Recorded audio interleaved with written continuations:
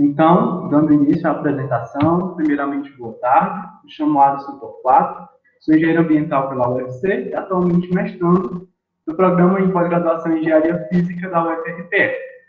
Irei hoje apresentar minha dissertação, cujo título é Vidros dopados e codopados, o interno web neodímio para termometria óptica, e tive a honra de, ao longo de 2 anos, ser orientado pelo professor Dr. Mohamed Reza Bush e co-orientado pelo professor Dr. Rafael Alves de Oliveira. Para a apresentação de hoje, eu subdividi ela em introdução, referencial teórico, materiais e métodos. Em relação aos resultados, eu dividi em 3 partes, cada parte referente a um capítulo da dissertação com suas respectivas conclusões, com posterior agradecimento aos nossos colaboradores.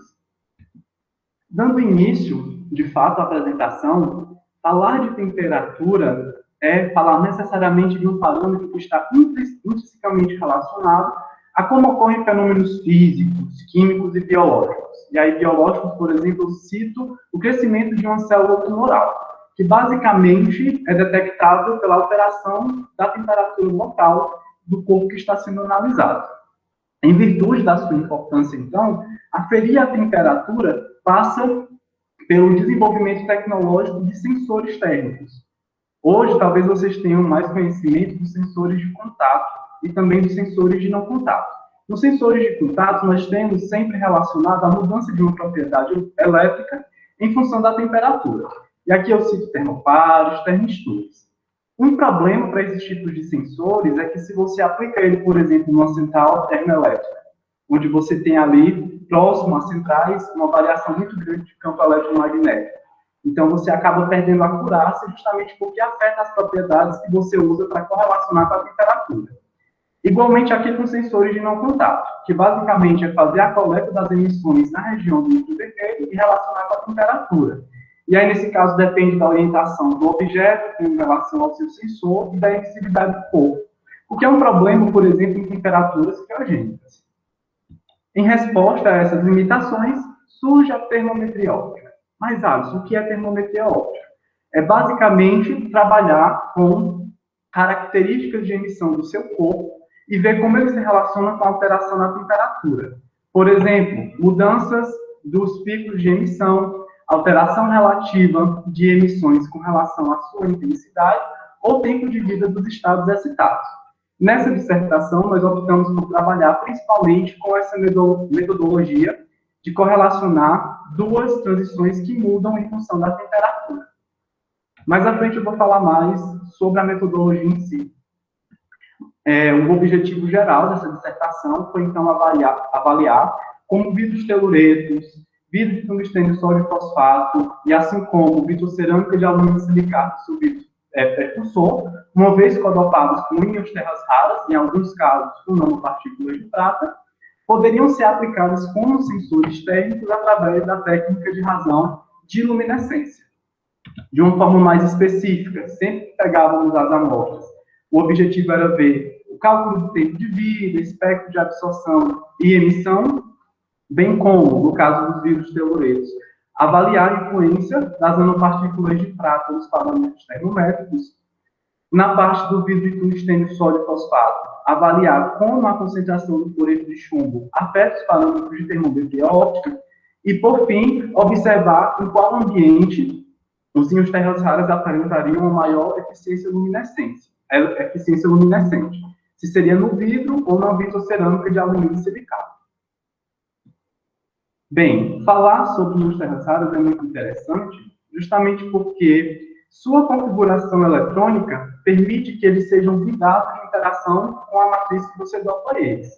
Então, à medida que você tem diferentes íons com essa característica, nós vamos ter determinadas transições que vão desde o infravermelho próximo até aqui na borda do ultravioleta, que esses íons dopados em diferentes matrizes vão manter as mesmas emissões do espectro luminoso.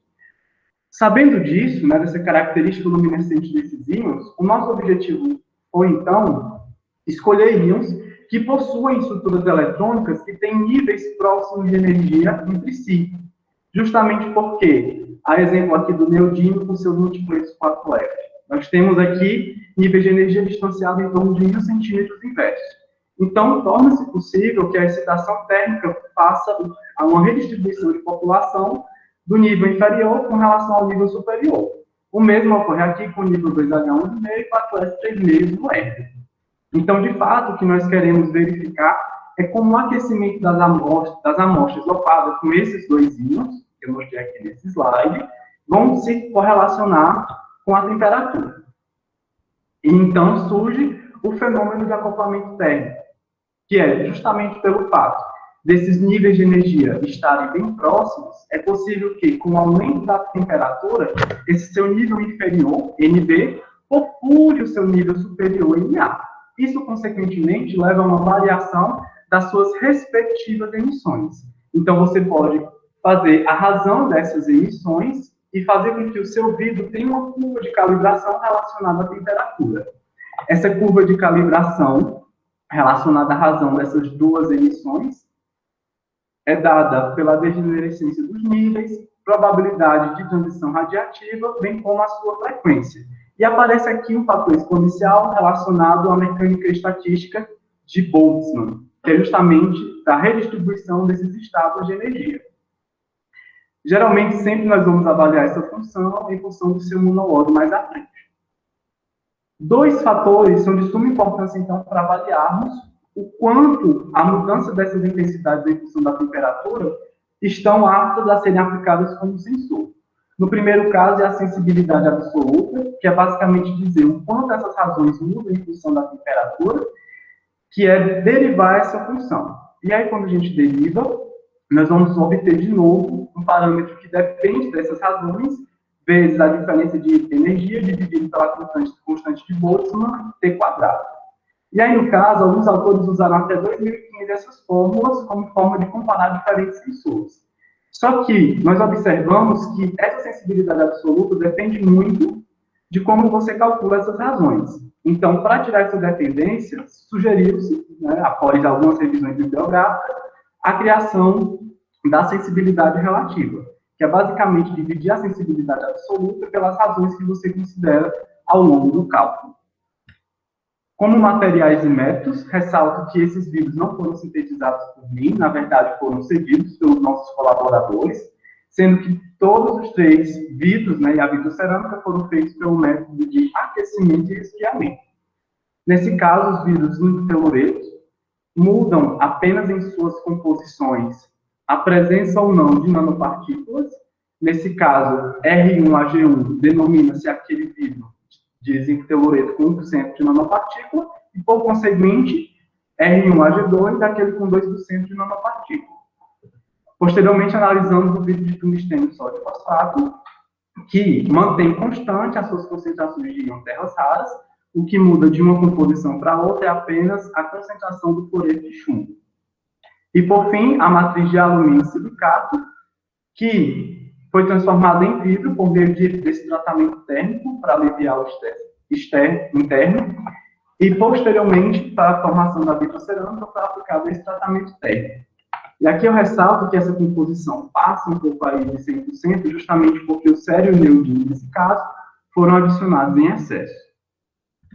Como caracterização das amostras, nós fizemos difratometria de raio-x, microscopia eletrônica de transmissão, espectroscopia de emissão, considerando aqui também cálculo de tempo de vida, bem como espectroscopia de absorção no UV visível. A parte principal em si da pesquisa é esse experimento de termometria óptica, onde nós temos aqui uma fonte luminosa que vai incidir sobre nossa amostra, e aqui no caso da lâmpada, esse elemento D seria um monocromador, e aqui no caso fica o nosso fluorímetro, que foi usado o fluorímetro nanolog da Oliva. Para o aquecimento das amostras, a gente usou uma bobina resistiva do tipo HT15W, e para fazer essa coleta de temperatura local, a gente usou um termistor TH100PT. Esse sistema de aquecimento, ele foi controlado pelo controlador de bancada da Torlados TC200. E aí eu lembro que, ou melhor, ressalto, que a temperatura máxima que nós conseguimos chegar no nosso sistema de aquecimento, sem que haja muita instabilidade, é a temperatura de 460 Kelvin.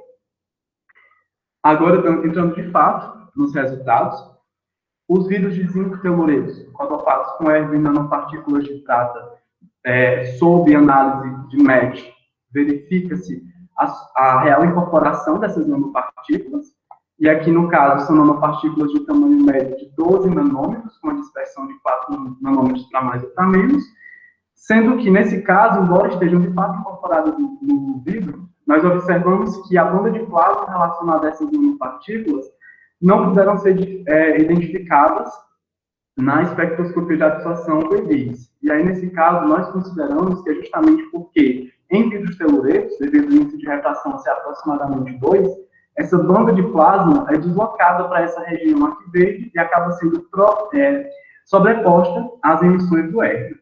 Ressalto também que o DRX para as duas amostras, tanto a R1AG1 como a R1AG2, indicam que adicionar prata em nenhum momento induziu um processo de cristalização da amostra. De fato, o que nós queríamos alcançar foi demonstrado que era o aumento das emissões do íon R na presença das nanopartículas. Nesse caso, quando adiciona 1%, observem a curva vermelha, você tem um aumento considerável. Posteriormente, há uma pequena redução quando se adiciona 2%. A principal justificativa é justamente o efeito do aumento do campo elétrico local, devido a essa diferença de permissividade elétrica entre o vidro e o dielétrico em si, que permite, então, a concentração de excitação nas proximidades da nanopartícula, sendo que esses espectros foram coletados com excitação em 980 nanômetros, então essas emissões se tratam de conversion. E então, para avaliar se existia possíveis, outras formas iônicas da prata, nós realizamos a excitação em 480 nanômetros. E aí, nesse caso, nós observamos que o tempo de vida do estado excitado aumentou da amostra sem prata, que antes era 25,11 microsegundos, para 38,78 microsegundos, com uma pequena redução para 36,51 microsegundos, à medida que adicionamos em excesso a prata. E aí, nesse caso, esse aumento no tempo de vida pode estar diretamente relacionado ao processo de transferência de energia ativos para esse comprimento de onda. Mas para esse aqui de 980 também é possível, devido à transferência de elétrons da superfície de nanopartículas de prata para o nível 4 íons e meio do R. Posteriormente, então, realizamos o experimento de termometria óptica. Como esperado, observamos o crescimento da banda em torno de 540 e adotamos duas metodologias. A primeira, considerando a intensidade das emissões. Essas foram as intensidades tomadas como referência para a amostra R1, e as emissões tomadas como referência para a amostra R1AG1. E aqui eu ressalto que nós não usamos a amostra R1AG2 justamente porque essa redução nas emissões indica provavelmente que a transferência reversa de energia do R para as nanopartículas de prata. Então, no caso, apenas R1 e RAG1 foram usadas no experimento de termometria óptica. Dando continuidade, então, esses foram os comprimentos de onda utilizados para as amostras que eu falei, e posteriormente nós realizamos também a análise, fazendo a deconvolução do espectro de emissão em si. E aí, no caso, esses são os valores mínimos que nós obtivemos em cada adjuste R-square para essas deconvoluções, então são valores bastante consideráveis, mostrando que foi uma boa deconvolução. E aí, no caso, associado à transição 2H1,5 para 4I15,5, nós temos a área A1 e A2, e a área A3 e A4 relacionada à transição 4S3,5 para a 4I15,5. Fazendo o comparativo, nós observamos que, de fato, usar a intensidade faz com que nós tenhamos maiores razões de fluorescência. Mas, observando o monolog, nós temos uma maior inclinação da reta do monolog quando usamos as áreas. Isso impacta justamente no energy gap calculado. E como falei anteriormente, o energy gap afeta diretamente a sensibilidade relativa. Então, nesse caso, nós optamos por seguir a análise comparando os dois vídeos, utilizando as áreas das emissões, justamente porque eles possuem o maior energy gap. E uma das justificativas que nós podemos dar aqui para a intensidade ter uma menor variação é porque, usando apenas um pico de intensidade, pode ser que a flutuação desse pico leve a alguns erros na curva de calibração. Então, a integral, de fato, para esse caso, se torna mais viável.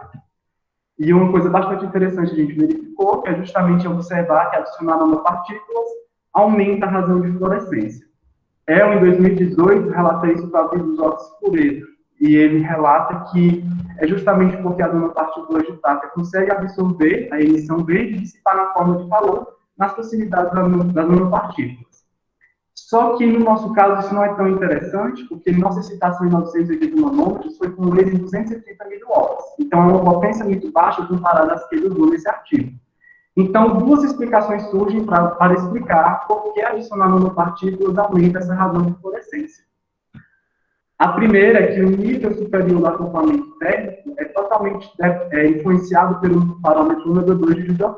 Então, essa transição 2H1,5, ela é hipersensível. Quanto maior a covalência e a assimetria em torno do R, mais essa transição é favorecida. E é justamente o que nós verificamos na literatura para diferentes vírus telureiros. Adicionar nanopartículas de prata aumentou a assimetria em torno do R e, portanto, aumenta as emissões do numerador da nossa fração. Isto impacta justamente nesse aumento que vocês observam aqui. E outra situação, que é uma hipótese de parte do nosso grupo, que é uma característica dos íons terraçados é que eles reduzem as absorções ópticas à medida que a temperatura aumenta. Então, a existência de nanopartículas de prata na sua proximidade, muito provavelmente, compensa essa redução da absorção óptica, porque você consegue manter uma boa taxa de excitação. Isso influencia diretamente no parâmetro de sensibilidade absoluta, que, como vimos, depende das nossas razões de fluorescência.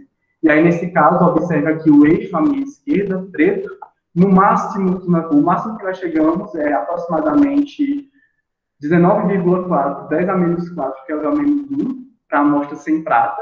E com nanopartícula de prata, nós já partimos de 21,5, chegando a aproximadamente 28, 10 a menos 4, que é o menos 1. Então, basicamente, nós chegamos à conclusão de que adicionar nanopartículas de prata aumenta essa razão de fluorescência e, portanto, aumenta a sensibilidade absoluta do nosso sistema, embora não tenha afetado de forma significativa a sensibilidade relativa.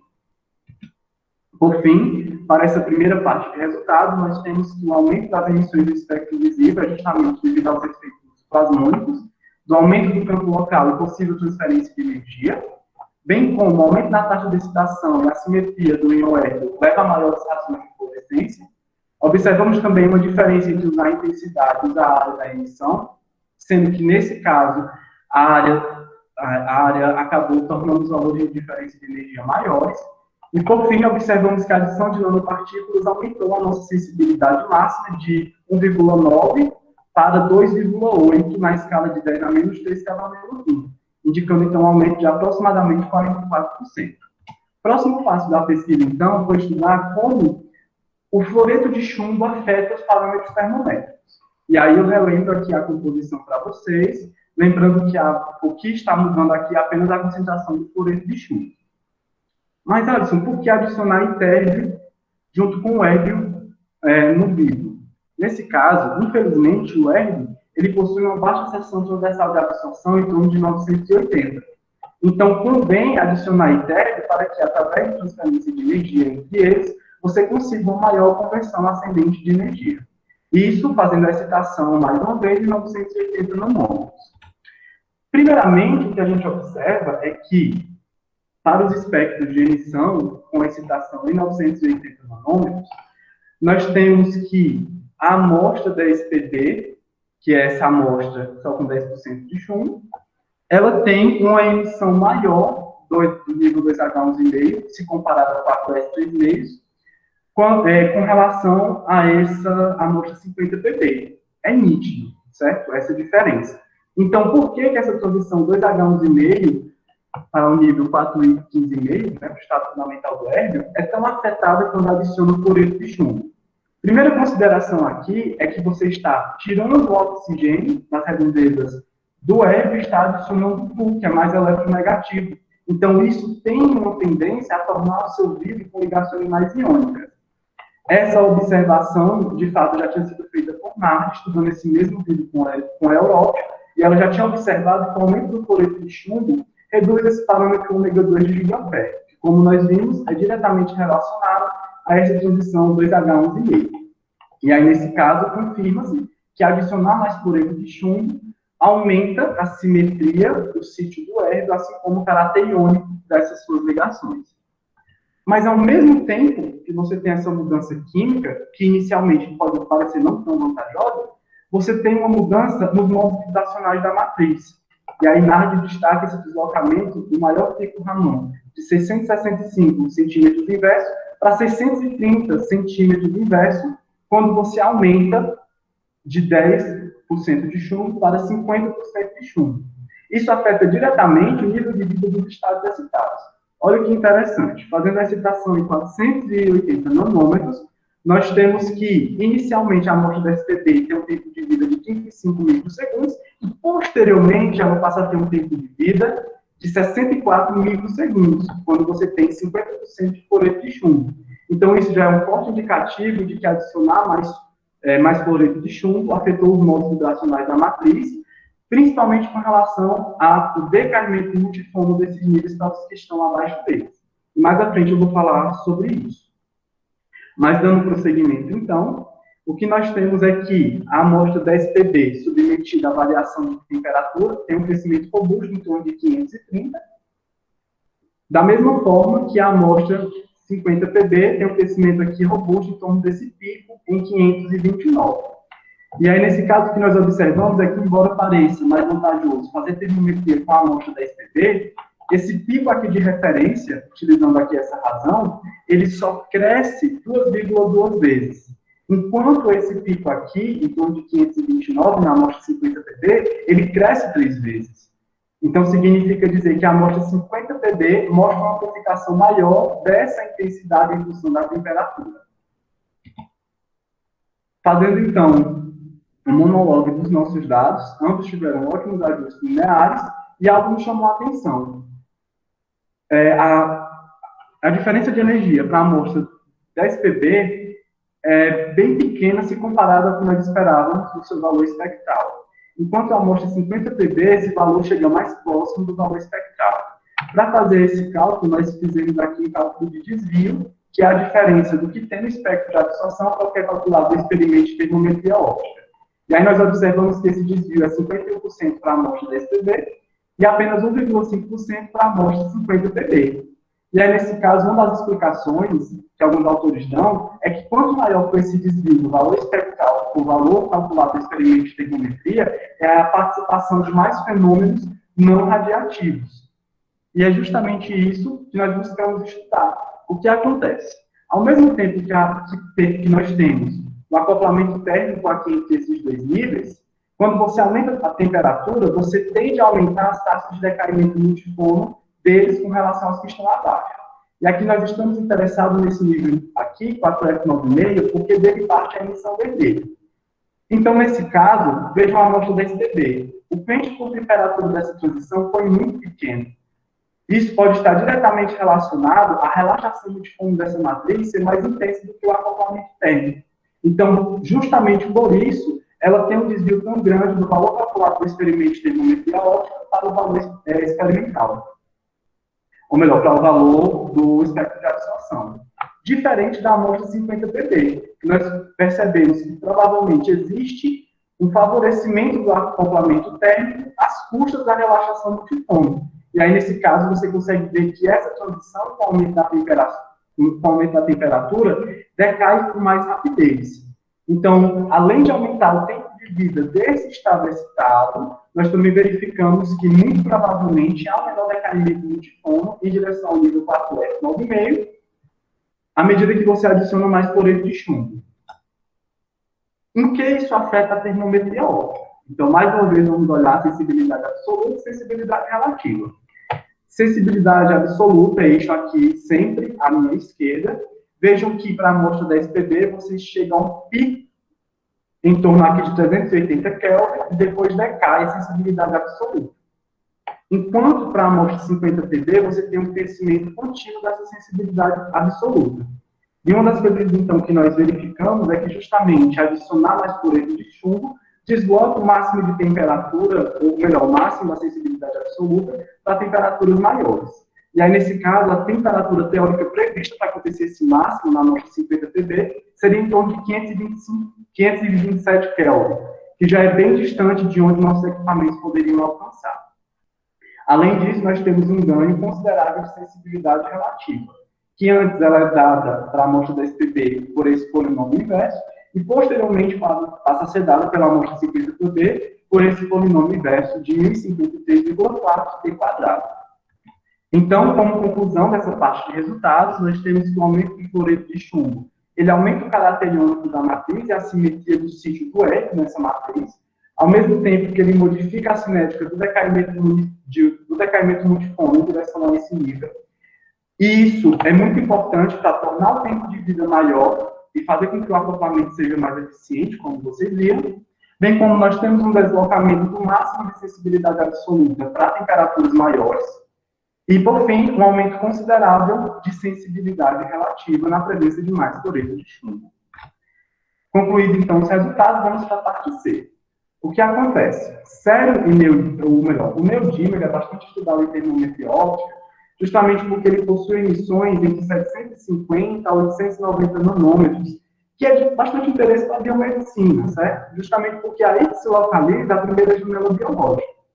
O que nós pensamos, então, no laboratório? Vamos usar uma matriz de alumínio e silicato e ver como o neodímero se comporta com essas emissões aqui, em função da temperatura, agora pensando mais na aplicação industrial, tendo em vista que temos poucos artigos fazendo esses experimentos de neodímero e alumínio e silicato aplicado à termometria óptica.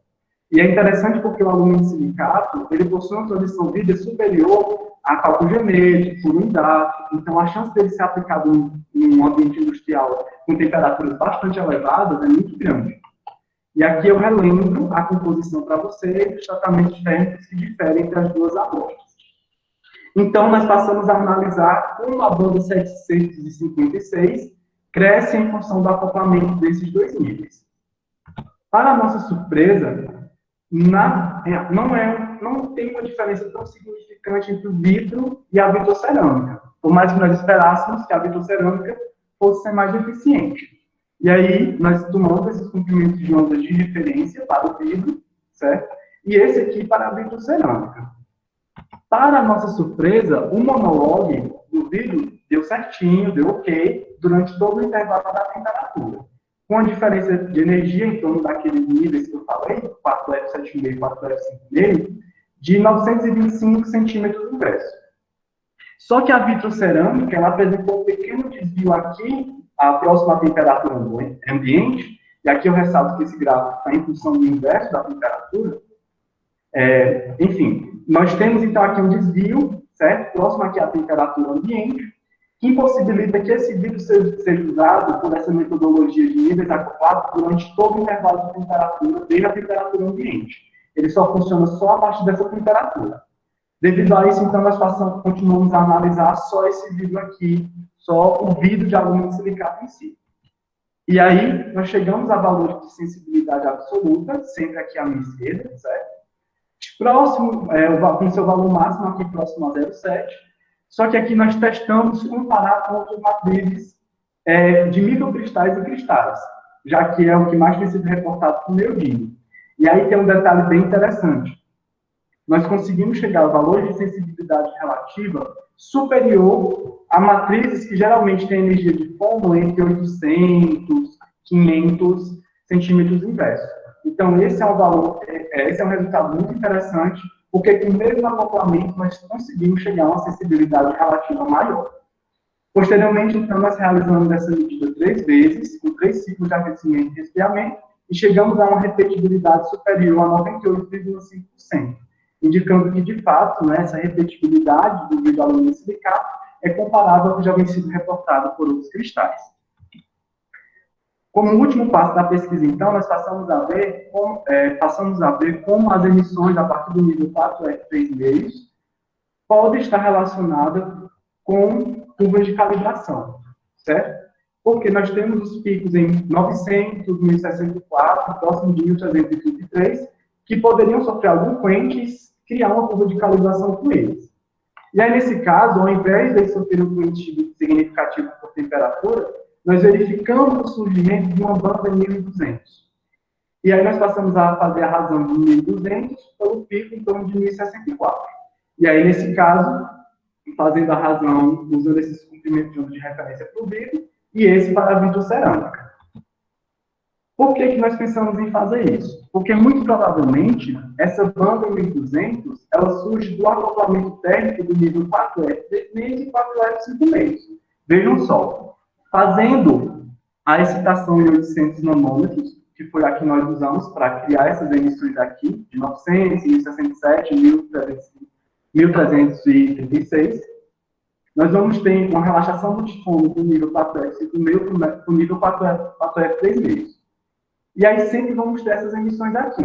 Só que quando você repete essa excitação e mantém uma temperatura e vai aumentando ela, é possível que parte dessa população que decai para cá volte para o nível de cima. E aí você consegue aumentar a probabilidade de transição, das transições que partem do nível 4F5,5. Então, esse provavelmente é o motivo pelo qual surge essa emissão em 1.200. Fazendo a razão delas e fazendo o ajuste monológico pela mesma equação que nós usamos para os dados passados, nós vemos que eles se comportam aparentemente com acoplamento térmico, com as devidas constantes, e aí, nesse caso, nós realizamos o monológico para confirmar o seu comportamento exponencial.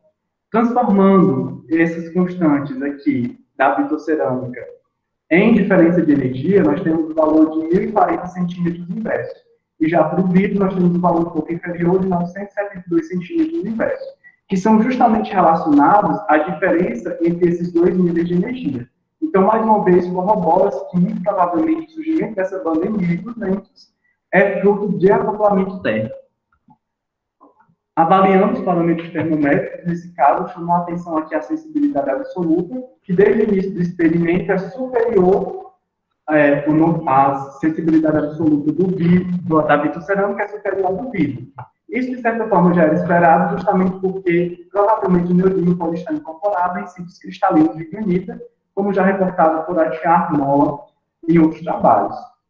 E, por fim, nós verificamos como ocorreria a reprodutibilidade dessas curvas de calibração sob diferentes potências de laser.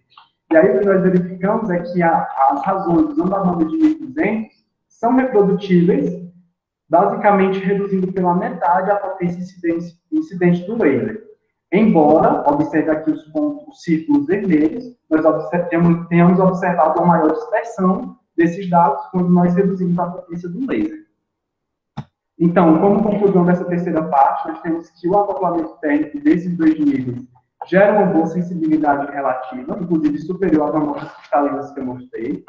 Nós temos que, infelizmente, há um desvio de linearidade usando as emissões entre 730 e 850 para a vitrocerâmica de alumínio e silicato, bem como nós observamos que entre 850 e 1500 há o surgimento dessa banda em 1200, que pode ser usada para a termometria óptica, justamente porque ela é possivelmente tudo do acoplamento térmico entre esses dois níveis. E aí, nesse caso, o que chama a atenção para esse resultado é que, para essa razão, usando 1.200 nanômetros, nós temos uma sensibilidade relativa de 1.496,3 T². Então, ela foi uma das maiores sensibilidades relativas que eu consegui alcançar durante esses 2 anos de pesquisa. Embora nós tenhamos uma sensibilidade absoluta máxima muito pequena. Então, isso aí fica para a gente pensar para os próximos trabalhos em como aumentar a sensibilidade absoluta dessa matriz.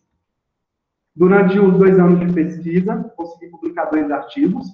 A parte A de resultados que vocês viram já foi publicada na revista Óptica, com o seguinte título, e também foi publicada em dezembro a parte B de resultados, na revista Óptica Materials, certo? E aqui eu quero agradecer imensamente ao programa de pós-graduação em Engenharia Física pela oportunidade, ao grupo de nanofotônica e imagens da UFAL, que foi quem abriu as portas para realizar toda a pesquisa em Maceió, e ao apoio financeiro da FACEP. E aqui são algumas das referências que eu usei para a realização do trabalho. Desde já, meu muito obrigado.